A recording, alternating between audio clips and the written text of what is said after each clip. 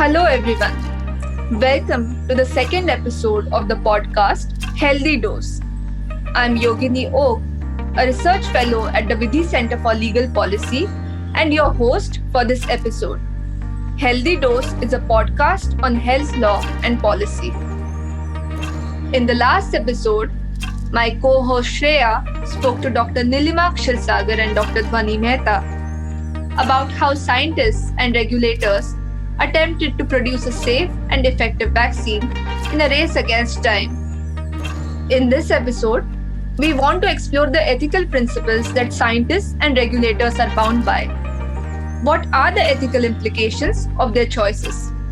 For this, we interviewed Dr. Anant Bhan. A trained medical doctor, Dr. Anant Bhan is Adjunct Professor at Yenepoya University and is known to us as an eminent bioethicist. Another really cool thing about Dr. Bhan is that he has been a voice of reason and science and has informed us about various scientific and regulatory advances through his incisive social media profile. Let us listen to him.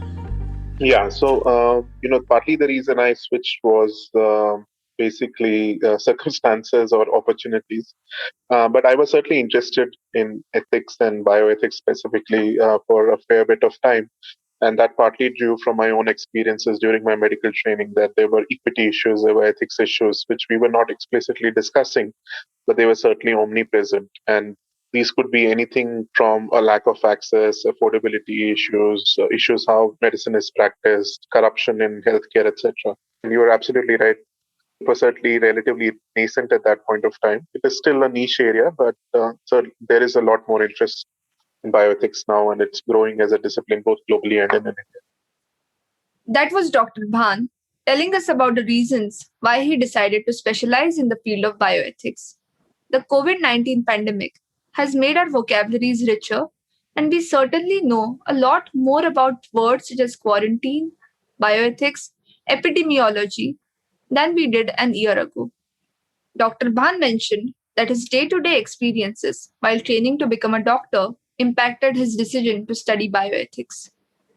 This made me wonder, what is the importance of bioethics or bioethical principles in my life, a layperson's life, especially in a pandemic? I asked Dr. Bhan.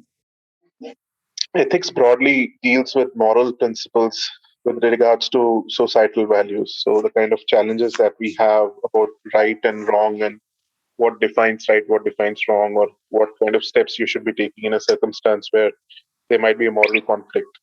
When you apply that broadly to the healthcare scenario or to clinical setting or to a health research setting, that is where bioethics becomes relevant. So, in essence, you are sort of translating the broader ethics principles into a health framework or a health context.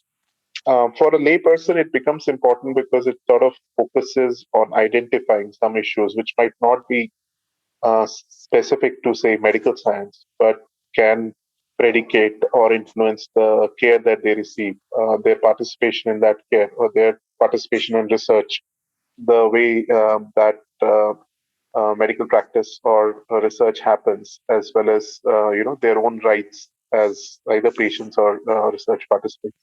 So, given that it influences almost all aspects of their intersection with the health environment, either as a patient or a research participant, or someone who might be a health consumer of some kind with respect to an intervention, then obviously this is something which they should be at least aware of and know in what context of bioethics operates as a discipline and how it might be relevant to them. Dr. Bhan very succinctly explained how principles of bioethics apply to a layperson's life. At Vidhi, we spent most of the pandemic year in understanding the role of law in efficiently combating public health emergencies. According to Gostin, an eminent public health lawyer and researcher, the role of law in public health emergencies is to empower the governments to undertake extraordinary actions, including suspension of individual rights, and shoulder them with duties to maintain public health while also restraining their powers reasonably. We have all seen certain implications of this theory in practice through imposition of lockdowns, and in accessing healthcare during the current pandemic. To navigate this, everyone, including individuals, scientists, regulators, have had to make these difficult choices, and the lines between the right choice and the wrong choice have been more blurred than ever. Yeah, so there are, certainly pandemics can be difficult times, and we have seen how the last year has been actually fairly difficult for everyone, not just scientists, for everyone around us. It's influenced our lives, it's impacted the way we live, and that has also meant that there have been often different difficult moral choices to be made. One way of looking at it is looking at some ethics principles. For example, some of the broadly used or most commonly used ethics principles revolve around the need for autonomy, right? So the right to self-determine, to have individual decisions and choices. And obviously that gets impacted in circumstances where you might have to, for example, quarantine people or isolate people, or you have mechanisms like lockdown where, you have a legal mandate for people to stay at home, then obviously it's going to impact the autonomy or right to self determination of individuals to go out or do what they want to within a broader legal framework. But here you're obviously restricting their liberty. Right? The other aspect is beneficence, which focuses on doing good. Now, a lot of the interventions, both from the health system side as well as, say, with regards to a prophylactic medication or treatment, etc., were done broadly with the intent of the good for the patient, but uh, challenges that we don't really know what worked and what did not work for a long time, and the evidence behind a lot of the interventions was also suspect. The third element often is non-maleficence, which is to say that you try to minimize harm or do no harm, and that also is difficult because sometimes you have to make difficult choices around allocation, around going in with interventions where there might be some risk attached to it because you're trying to contextualize that or balance that against a larger risk of, say, infection. So you might choose an intervention where there is a certain amount of risk in the hope that you are preventing a larger risk of some kind. Or you might not be entirely able to minimize the risk by virtue of an intervention. Again, the lockdown is a good example. The lockdown is aimed at minimizing risk of spread of infection, but we know that there are a lot of accessory issues which can pop up, right? And we saw that happen also in India with the large migrant movements because of loss of livelihood, and so it can be a challenge also to address that kind of an ethical principle. The fourth most common one within that framework is justice. Justice.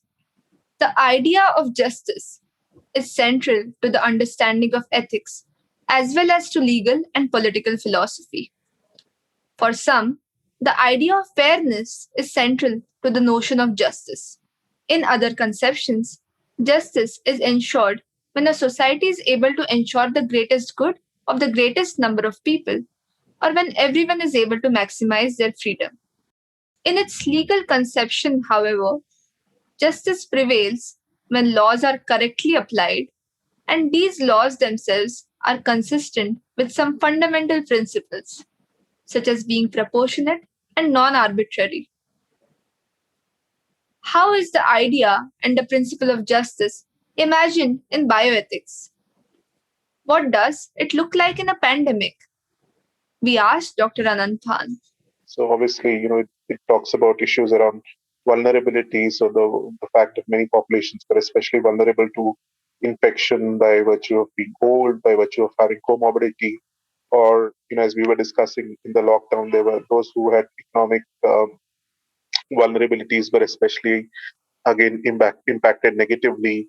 Issues around equity, does everyone have access to the same level of information, testing, ability to ensure physical distancing, use masks, etc., and also issues around broader distributive justice. So this whole thing of vaccines and priorities and who gets prioritized within a list, and how do you ensure that that is done in a way that it is fair and equitable. All of those can be challenges. So as you can already see that again, ethics principles broadly operate even during a pandemic. It's but applying them also puts you through situations where you have to think through what might be right or wrong, or how could you potentially be doing things differently? What is right and what is wrong is potentially the underlying music which guides our choices.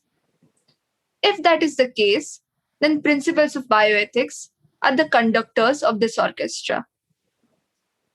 Difficult ethical choices are always present, but the need to orchestrate these choices becomes much more frequent in a public health emergency. In India and in other parts of the world, one of the ways in which this occurred was in the process of approving vaccines against COVID 19. For those who have not listened to the first episode, the approvals of the vaccines, Covaxin and Covishield, were under the scanner because of the conditions attached to the approvals. Covishield was approved for restricted emergency use, while Covaxin was approved for restricted emergency use in clinical trial mode. We've already discussed how these terms are not explicitly mentioned in the regulatory framework. In this episode, we asked Dr. Bhan what the ethical implications of this might be. Sure. So, as the listeners of this podcast probably have already heard in a previous episode, there are clinical trials which are conducted to find out if a particular new intervention, in this case a vaccine, is safe, efficacious, if it is useful at being used in responding to a pandemic, etc. Now, at the heart of ethics is also this requirement that good science is good ethics. So, if you have a situation where decisions, even in an emergency situation, are taken on the basis of, say, incomplete data sets where you don't have entire data on safety, you might not have entire data on efficacy, and yet you allow for that intervention to be used, then it does also obviously raise ethics concerns because the challenge then becomes is to try and understand on what basis was that decision made. Was there any additional data which was provided to the committee making that decision? What were the kind of pros and cons that they looked at? Why, presumably in the larger public interest, did they decide to allow for an intervention to be used, even though adequate data, which is routinely required of a say a phase 3 clinical trial, was not yet available? And what might that mean for future scenarios where you might have similar expectations by companies who are applying for approval, even in an emergency situation? So all of those are, again going to raise ethical issues because some of these decisions have also been relatively opaque in terms of not kind of being available to contextualize and try to understand the rationale for these decisions, who's involved in making those decisions, what is the kind of information they looked at, and why was that not put out in the public domain in more detail. And that lack of transparency, I think, can also downstream impact the kind of trust which exists within vaccination as a public health effort and specific vaccines. And you don't want to probably impact trust in vaccines because that could lead to situations where people do not come forward to get vaccinated, even when given the opportunity. And we know that right now vaccines are a precious resource. They are in short supply. They are also fairly expensive. And if people don't turn up when they're allocated to a vaccination center, then you might potentially be wasting vaccines, which is, given their scarcity, something to worry about. So I think all of those are reasons why it's important to also look at the ethics of some of these decisions and on what basis they were made, and try to see where things could have been done in a better way. As Dr. Bhan mentioned, equity is central to the practice of bioethics. It is a core principle. In India, the private market for vaccines has partially opened. Opening up the private market for vaccinations is, of course, an ethically polarizing decision. On one hand, it will help the government in inoculating people faster, and on the other, those with deeper pockets may be able to access vaccines first. We asked Dr. Bhan what he thinks about opening up the vaccine market for private consumption through the lens of bioethics. Sure, yeah. So my opinion is that the reasons we are using vaccines right now, specifically for COVID-19, is for a public health response, and the main rationale for the vaccination program is to respond to a pandemic and try to minimize spread of infection to enhance protective immunity, etc. Now that is a strong societal need right now, and I think it can be in many ways characterized as the responsibility of the government as one of their core functions. If that is the case, then I think it is imperative for the government to try to maximize the availability of vaccines for that larger good of protective immunity and to protect the larger public against COVID 19. If that is the case, then you also want to ensure again that everyone who is eligible, say by way of a priority list, should have access to that vaccine, and you should have some standardized way of ensuring that the priority list is followed. If you have the vaccine available simultaneously in the private market, it would mean that if I am poor, then I have to wait my turn while the priority list is being addressed in the government procurement and distribution system.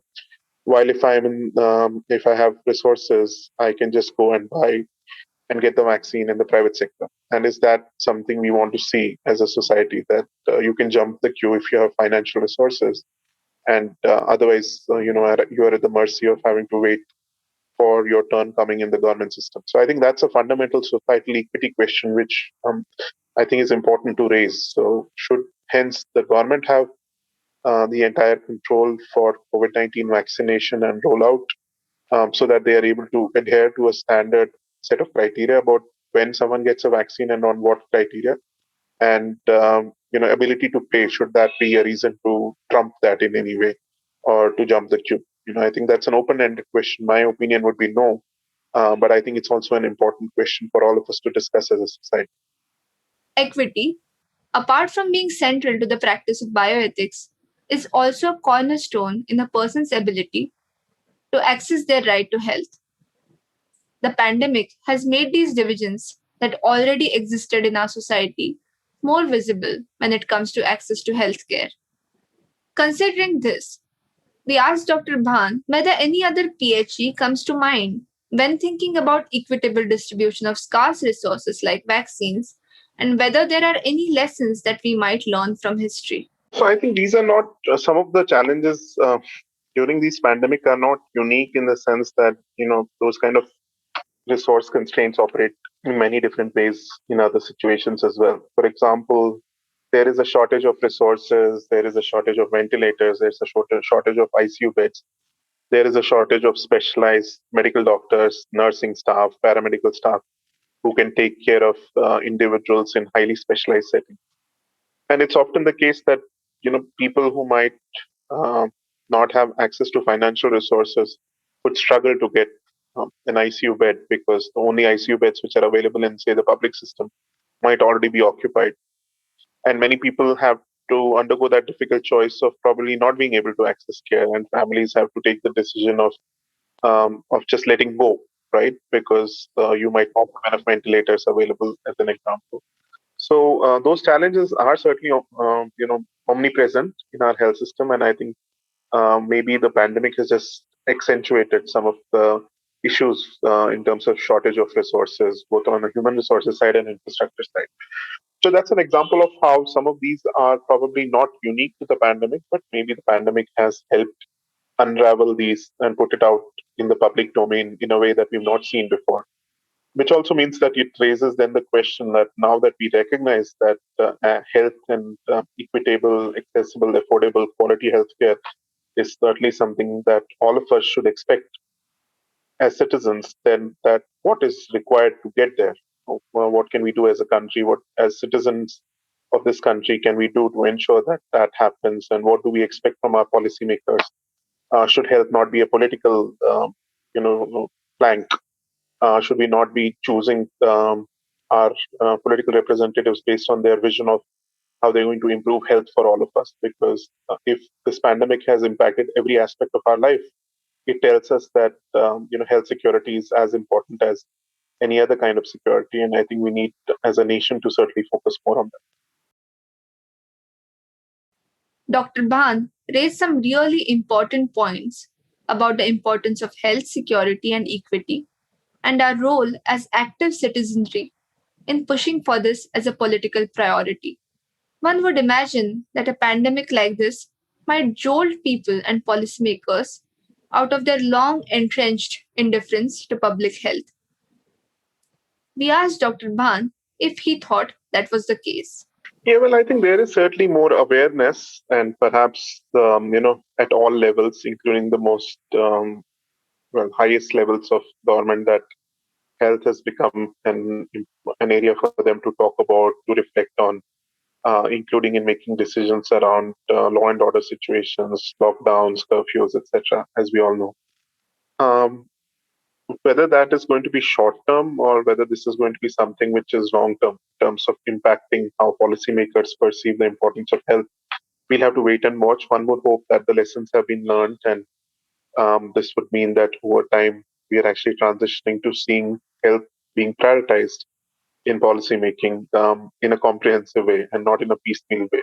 When I say comprehensive, I also mean that it's not just about the short-term expenditure on, say, buying vaccines, but talking about longer term. How are we going to strengthen our health system to be more resilient, stronger, prepared for a future pandemic? And what kind of investments are we seeing for that? In terms of ethics, again, I think there is some recognition probably across the board of the importance of ethical issues. But at the same time, there have also been challenges in terms of ethics being probably not being given enough focus in the name of the need for urgency, or the fact that there is a pandemic, and hence making the case that given that we are dealing with the pandemic and the priorities to respond to the pandemic, that we might be, for example, allowed to take some shortcuts in regulatory decisions, and that we should not be raising objections about due process, etc. And I think that is a bit troubling because even during a pandemic, the fundamental facets of science and ethics don't change. You might be able to expedite certain decisions. You might be able to take quicker decisions. Get going on R&D, etc. And we have had big pluses, for example, with vaccines being developed and trialed in almost under a year. But at the same time, the fundamental requirements of science and the quality and fidelity of data and the transparency around decision making, I think some of those are still non-negotiables, and you cannot move away from that. With that, Dr. Bhan re emphasized that good science and good ethics go hand in hand. Dr. Bhan highlighted the big wins in terms of development of vaccines. At the same time, he reminded us about the importance of taking ethical lessons of equity and good decision making from the pandemic into the future. Without this, we may again be starting from scratch in the next public health emergency were it to knock our doors. This brings us to the end of this episode. Thank you for staying with us through the episode, right or wrong. While this episode focused on the equity in the Indian context, there are also larger questions of equity regarding the distribution of vaccines at a global level. Can vaccines themselves be vehicles of equity? To find out, do tune in next Tuesday for our next episode, where I will be speaking to Dr. Arindam Nandi, fellow at the Center for Disease Dynamics, Economics and Policy about this. We are on SoundCloud and Spotify as Vidhi Center for Legal Policies podcast. You may also listen to us on Google Podcasts or iTunes.